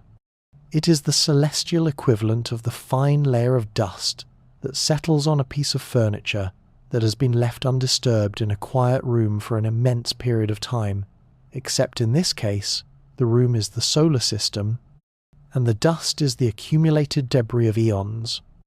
This simple, specific word serves as a quiet reminder that even the very ground of another world is something fundamentally different, born of a profoundly alien and ancient process. The moon exists in a state of almost perfect vacuum, possessing virtually no atmosphere to speak of. This simple absence is the reason there is no wind, no weather, and the sky above the lunar surface is a constant, unchanging black. The moon's gravity is simply too weak to hold onto the light, fleeting gases that form an atmosphere, allowing them to escape into space over the eons. Without this gaseous blanket, there are no particles to scatter sunlight, which is why the sky remains an inky blackness, even in the full glare of the Sunday. It also means there is no medium for weather, no clouds can form, no rain can fall, and no wind can ever blow across its silent, dusty plains. The entire lunar landscape is like a museum exhibit, perfectly preserved under a colossal, invisible glass dome. Inside this dome, every grain of dust, every rock, and every footprint is shielded from the erosive forces of wind and water that constantly reshape our own world. This profound stillness makes the moon a perfect, silent witness to cosmic history, a place where the past lies undisturbed, waiting under a perpetually starry sky. The lack of an atmosphere on the moon leads to some of the most extreme and violent temperature swings in the solar system. Without a blanket of air to trap and distribute the sun's energy, the lunar surface is a world of absolute thermal contrasts. In the direct, unfiltered sunlight, the ground can heat up to a scorching 250 degrees Fahrenheit, a temperature well above the boiling point of water. But the moment that same patch of ground falls into shadow, with no air to hold onto its heat, the temperature plummets with astonishing speed to a bone-chilling -200 degrees Fahrenheit. This is a temperature swing far greater than any naturally experienced on Earth, a dramatic and instantaneous shift from a searing oven to a deep cryogenic freeze. It is a world where a single step, from a sunlit patch of dust into the shadow of a large boulder, is a journey between two completely different and equally lethal thermal environments. This silent, violent dance between extreme heat and extreme cold is a constant reminder of the profound and life-sustaining gift of our own planet's gentle, moderating atmosphere. The experience of moving on the moon is defined by a single fundamental difference: a gentle and forgiving gravity. The force of gravity on the lunar surface is only about 1/6 as strong as the familiar, unyielding pull we feel on Earth. This is because the moon is much smaller and has significantly less mass than our own planet. For the Apollo astronauts, this meant that their own bodies, as well as their heavy, cumbersome equipment, suddenly felt incredibly light. A 180-pound astronaut who on Earth would have to contend with a combined weight of nearly 360 pounds when wearing their full spacesuit and life support pack, would feel as though they weighed only about 60 pounds on the moon. This profound lightness transformed every movement, turning a simple step into a graceful floating bound, and making the act of lifting heavy tools an almost effortless endeavor. It was a physical liberation, a constant and joyful reminder that they were in a world that held onto them with a much gentler and more forgiving hand. The Apollo missions were not conducted in secret. They were a shared global experience, made possible by an unprecedented effort to provide continuous television and radio broadcasts to a waiting world. From the thunderous moment of liftoff to the final gentle splashdown, the public could follow nearly every step of the journey, listening to the calm, technical conversations between the astronauts and mission control, and watching the grainy, black and white images being sent from 250,000 miles away. This was a radical act of transparency, a conscious decision to make the public a passenger on humanity's greatest voyage. It was a shared adventure on a global scale, a process akin to a captain of an ancient exploratory vessel sending back a continuous stream of letters and sketches, allowing the entire kingdom to follow the ship's progress into the great unknown in near real time. This open line of communication transformed the missions from a purely governmental undertaking into a profoundly personal and collective human story. Left behind on the dusty surface of the moon is a small, unassuming silicon disc, about the size of a 50-cent piece, etched with microscopic messages of peace from the leaders of 73 different nations.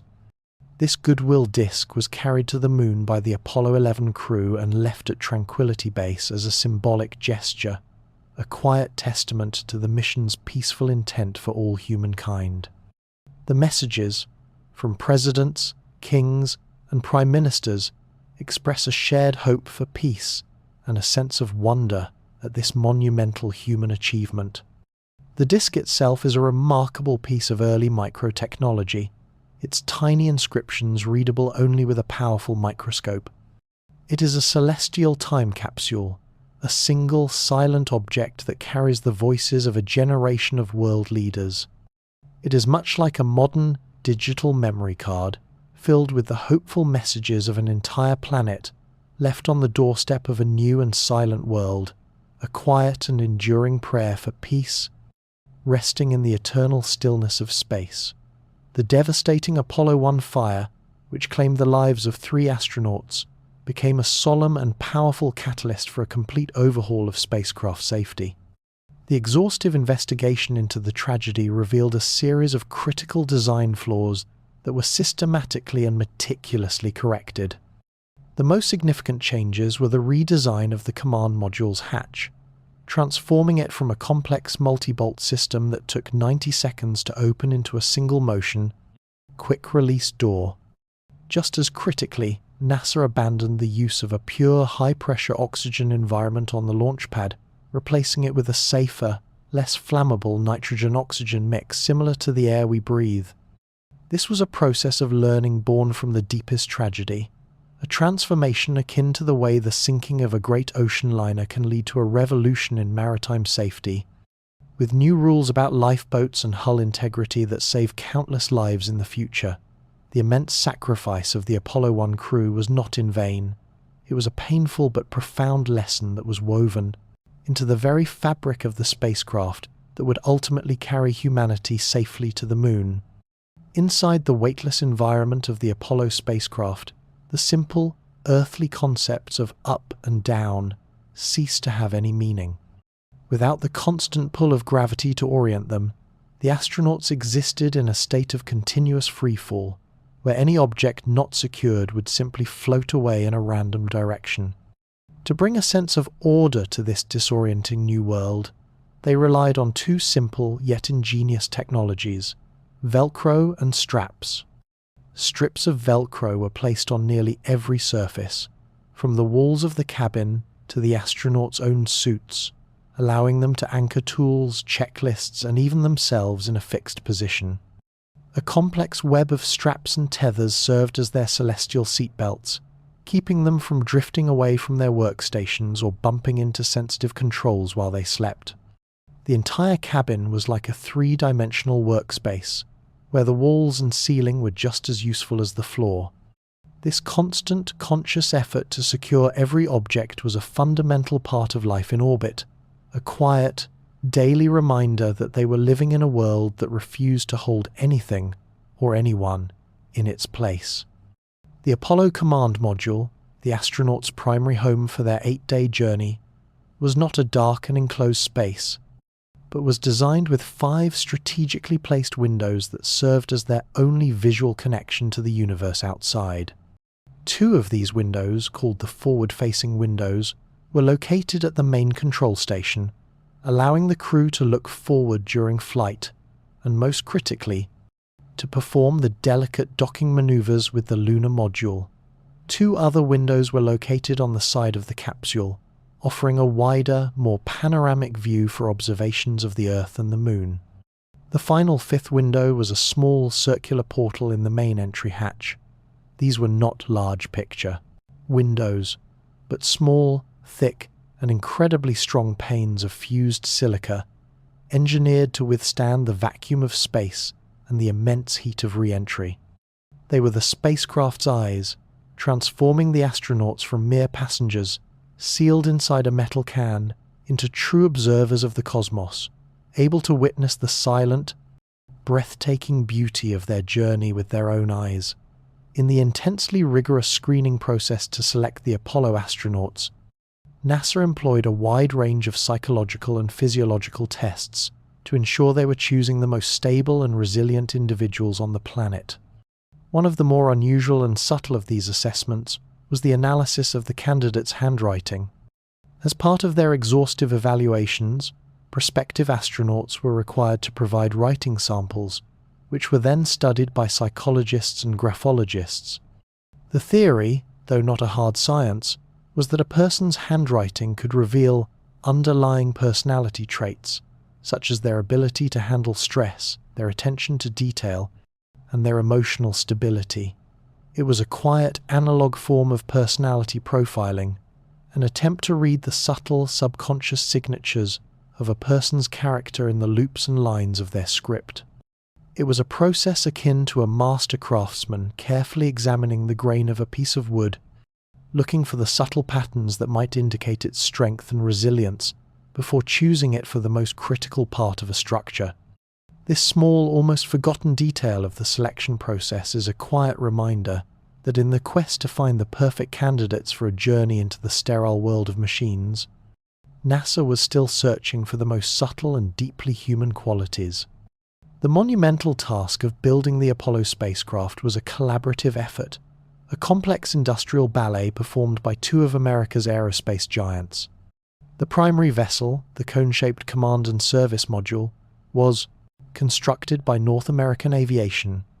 This was the mothership, the vehicle that would carry the astronauts all the way to lunar orbit and, most critically, bring them safely home through the fire of re-entry. Meanwhile, the delicate and specialized lunar module, the first true spacecraft designed to land on another world, was built by Grumman Aircraft Engineering. This division of labor was a strategic and necessary choice, allowing each company to focus its unique expertise on a single, incredibly complex component of the mission. It was a manufacturing process akin to the building of a magnificent ancient cathedral, where the master stonemasons are responsible for the strong foundational walls, while a different guild of master woodworkers is tasked with crafting the intricate, delicate altar inside. This partnership of industrial titans was a quiet, terrestrial reflection of the mission's own structure, two separate, specialized vessels, built by different hands, that had to come together with perfect precision to achieve a single, unified goal. Amidst the checklists and the geological tools, the Apollo astronauts carried with them a small, carefully chosen collection of personal items, the quiet reminders of the human world they had left behind. These were not mission-critical pieces of equipment, but small, personal mementos that were tucked away in their personal preference kits. One of the most touching of these traditions was the leaving of a family photograph on the lunar surface. Apollo 16 astronaut Charles Duke, for example, left a small plastic-encased portrait of himself, his wife, and their two sons, a quiet and permanent family portrait resting in the grey dust of the Descartes Highlands. This simple, deeply human gesture transformed a sterile, alien landscape into a place of personal connection. It was an act as old as humanity itself, the timeless impulse to leave a small, personal mark in a new and significant place, a way of saying, we were here, and this is who we loved. These small abandoned photos remain today as the most distant and perhaps the most poignant family portraits in human history. The official mission duration of Apollo 11, from the thunderous moment of liftoff at Kennedy Space Center to the gentle splashdown in the Pacific Ocean, was a precisely recorded 8 days, 3 hours, 18 minutes, and 35 seconds. This specific and carefully measured slice of time encompassed the entirety of humanity's first voyage to another world, from the violent ascent through our atmosphere to the patient, 3-day coast to the moon, the historic hours spent on the lunar surface, and the final, silent journey home. The mission was a perfectly choreographed cosmic ballet, with every second accounted for in the intricate flight plan. This precise timing was not just a matter of record-keeping, it was a fundamental necessity for celestial navigation, where a deviation of even a few seconds could result in missing a critical engine burn or a re-entry window. The entire journey was like a perfectly composed piece of music, with a dramatic, thundering opening, a long, quiet middle passage, a brief, breathtaking crescendo, and a final, gentle return to a concluding silence, all performed within a strict and unchangeable tempo. The Apollo program was not born in a vacuum of pure scientific curiosity. It was a cornerstone and the ultimate expression of the space race, a period of intense and often anxious technological rivalry between the United States and the Soviet Union during the Cold War. For more than a decade, the two superpowers were engaged in a high-stakes, globally televised competition to achieve a series of celestial firsts, from launching the first satellite to sending the first human into orbit. Each successful mission was seen not just as a scientific achievement, but as a powerful demonstration of a nation's technological, military, and ideological superiority. The race, to the moon was the grand, undeclared finish line of this contest. It was a peaceful but profound proxy for war, a cosmic Olympics where the prize was not a medal, but a sense of national destiny and a position of leadership on the world stage. The immense pressure of this global competition was the political fuel that powered the Saturn V, transforming a distant scientific dream into an urgent national imperative. The successful landing of Apollo 11 was more than a scientific milestone. It was the quiet, definitive end of the space race. For over a decade, the United States and the Soviet Union had been locked in a tense, back-and-forth competition for celestial dominance, a race marked by a series of Soviet firsts that had often left the American public feeling anxious and technologically behind. But the goal of landing a human on the moon was seen by all as the ultimate prize, the undisputed final act of this grand, cosmic drama.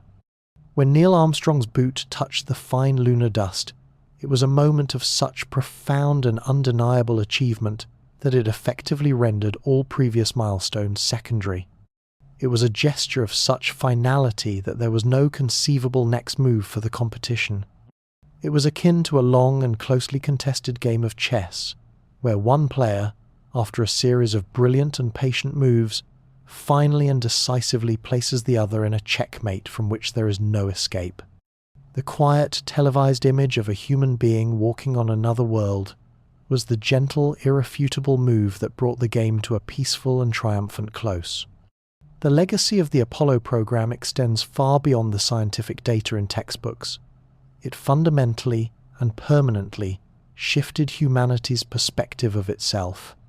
For all of history, our world had been the world, a boundless stage upon which our entire existence played out.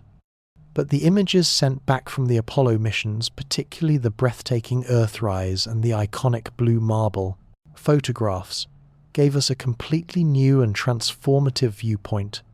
For the first time, we could see our planet not as a vast, unconquerable expanse, but as a small, fragile, and achingly beautiful sphere of life, adrift and alone in the immense, silent darkness of space.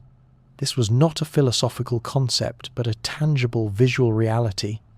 The experience was like stepping out of your own home for the very first time, and seeing it from the top of a distant hill, realizing in an instant that the entire world you have ever known is contained within that one, small, precious structure. This single, profound shift in perspective, often called the overview effect, ignited a new sense of global consciousness and environmental awareness, a quiet, universally understood reminder that we are all crewmates on a single, beautiful and irreplaceable spaceship called Earth. The Apollo missions hold the unique distinction of being the first, and so far the only, human endeavour to bring back physical samples from another celestial body. The 842 pounds of moon rocks and soil returned by the 6 landing missions were not just a collection of grey stones, they were a priceless scientific treasure, a tangible piece of another world that could be studied in laboratories on Earth with a level of detail and precision that would be impossible with remote probes alone. These were not just rocks, they were time capsules from the dawn of the solar system, silent witnesses to 4.5 billion years of cosmic history. The act of bringing them back was akin to an ancient explorer returning from a mythical, unknown land, not with stories and sketches, but with a living, breathing creature from that world, a piece of irrefutable, physical proof that could be seen, touched, and understood. These celestial samples, still being studied by scientists today, remain the program's most tangible and enduring scientific legacy, a direct physical link between our world and another. While the Apollo missions were guided by the most advanced computers of their era, the intricate navigation and targeting for the journey were also calculated and verified using far older and more traditional tools. Mission planners and flight controllers in Houston relied heavily on slide rules and meticulously hand-drawn charts to plot the spacecraft's trajectory and to double-check the electronic calculations. The slide rule, a mechanical analog computer, was a familiar and trusted tool for an entire generation of engineers, and it provided a crucial, independent verification of the digital systems, which were still new and relatively unproven. This blend of cutting-edge and traditional methods was a form of intellectual redundancy, a way of ensuring that the most critical element of the mission, knowing exactly where you are and where you are going, was not dependent on a single, fallible system. It was a practice akin to a modern ship's captain using a state-of-the-art GPS system to navigate, but also keeping a steady hand on a traditional compass and a well-worn set of sea charts, a quiet and prudent acknowledgement that the oldest and simplest tools often provide the most reliable wisdom. The colossal Saturn V rocket was so immense that it required a building of almost equally grand proportions just to assemble it. This was the Vehicle Assembly Building, or VAB, at the Kennedy Space Center in Florida, and it remains one of the largest buildings in the world by volume. The structure is so vast that its high bay doors are the largest in the world, each one taking 45 minutes to fully open or close. The interior space is so cavernous, in fact, that it has its own internal weather, and on particularly humid days, rain clouds have been known to form near the ceiling before the massive air conditioning systems can circulate the air. Inside this colossal hangar, the 3 separate stages of the rocket, arriving by barge and cargo plane, were meticulously stacked, upright, one on top of the other, a slow and patient process of vertical construction. The VAB was less a building and more a man-made mountain, a hollow, the cathedral-like space, specifically designed to be the cradle where humanity's greatest machines were prepared for their journey to the heavens. The monumental decision to land a man on the moon was not driven by a single pure motive. It was a complex and powerful fusion of scientific ambition and shrewd political strategy. While the thirst for knowledge and exploration was a genuine and vital component, the primary catalyst was the Cold War. The goal of landing on the moon became a clear, tangible, and universally understood finish line in the ideological marathon against the Soviet Union. It was chosen because it was a feat so audacious, so technically demanding, and so undeniably spectacular that its successful completion would serve as an unambiguous demonstration of technological and organizational superiority. The mission was, in essence, a grand and peaceful declaration of power, a political statement written not in ink, but in rocket fuel and moon dust. It was an undertaking akin to the building of the Great Pyramids or cathedrals of old, magnificent structures that were not only places of worship or reverence, but also powerful, unmissable symbols of a kingdom's wealth, ingenuity, and divine favour. And so, the journey to the moon became the 20th century's own Great Pyramid, a monument to a nation's will, built not on the sands of the desert, but on the silent, dusty shores of another world. As our journey through the lunar dust comes to a gentle close, we return to the familiar quiet of our own world. Tonight, we have travelled from the seismic roar of the Saturn V to the silent ingenuity of a simple felt-tip pen, from the vast emptiness of space to the intimate gesture of a father tracing his daughter's initials in the dust. We have seen that this grand endeavour was not just a story of technology, but a profoundly human one, filled with courage, vulnerability, and a quiet, soaring poetry. The legacy of Apollo is written not only in the scientific knowledge it returned, but in the new perspective it gave us of our own fragile home, a blue marble hanging in the void. Those distant footprints remind us that the greatest leaps are often made one small, steady step at a time. May the memory of that silent, tranquil world bring a sense of peace to your own. Until our next journey, thank you for listening and sleep well.